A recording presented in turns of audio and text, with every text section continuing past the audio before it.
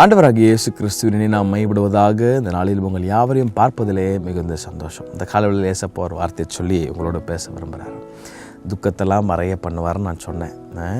நான் பிரசங்கித்து கொண்டிருக்கிற இயேசு கிறிஸ்து துக்கத்தை மறைய பண்ணுகிறவர் மாத்திரமல்ல, இரட்டிப்பான நன்மையும் அவர் தருவாராம். இந்த காலவெளியில் ஒரு வார்த்தையை சொல்லி உங்களை என்கரேஜ் பண்ண விரும்புகிறார். சோர்ந்து போயிருக்கிற உங்களை ஆத்துமாக்கள் உயிர்ப்பிக்க விரும்புகிறார். நம்ம என்னோட கூட சேர்ந்து சகரியா தீர்க்கதரிசன புஸ்தகம் 9ஆம் அதிகாரம் 12ஆம் வசனத்திற்கு நேரம் உங்கள் கவனங்களை திருப்பிக் கொள்ளுங்கள். அதில் ரொம்ப அழகாக சொல்கிறார், ரெட்டிப்பான நன்மையை தருவேன். அது எப்போ? நாளைக்கே இல்லை 10 வருஷம் கழிச்சுலாம் தருவேன் இல்லை, இன்றைக்கே நான் தருவேன்னு கர்த்தர் சொல்கிறார். அப்போ நீங்கள் என்ன பண்ண போகிறீங்க? அதை இன்றைக்கி உரிமை பாராட்டி இன்றைக்கி ஜெபம் பண்ண போகிறீங்க. ஒருவேளை ஏதோ ஒரு காரியத்திற்காக காத்து கொண்டிருக்கிறீர்களா? ஏதோ ஒரு அற்புதத்திற்காக காத்து கொண்டிருக்கிறீர்களோ?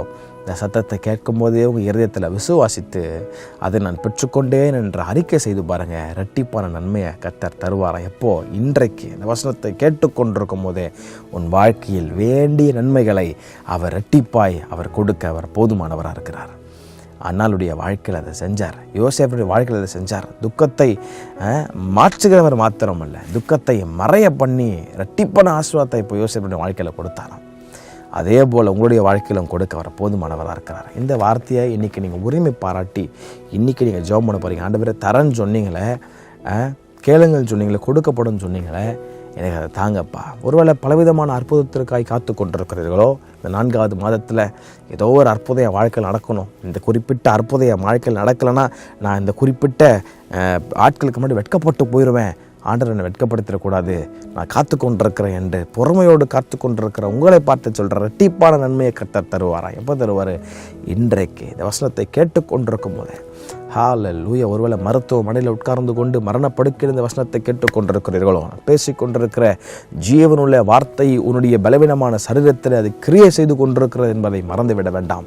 பிரிக்கப்பட்ட குடும்பங்களின் நடுவில் இந்த வார்த்தை கிரியை செய்வது என்பதை நீங்கள் மறக்க வேண்டாம். இரட்டிப்பான நன்மையை கர்த்தர் உன் குடும்பத்தில், உன் வாழ்க்கையில், உன் பிள்ளைனுடைய வாழ்க்கையில் அவர் தர போதுமானவராக இருக்கிறார்.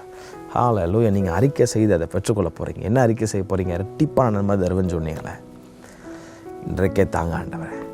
அறிக்கை செய்து பாருங்கள், அவங்க வாழ்க்கையில் நன்மைகள் பெருகும். ஹல்லேலூயா. அவன் புலம்பலை கர்த்தர் ஆனந்த களிப்பாய் மாற்றவர் போதுமானவராக இருக்கிறார். கர்த்தர் தாமே உங்கள் யாவரையும் ஆசீர்வதிப்பாராக.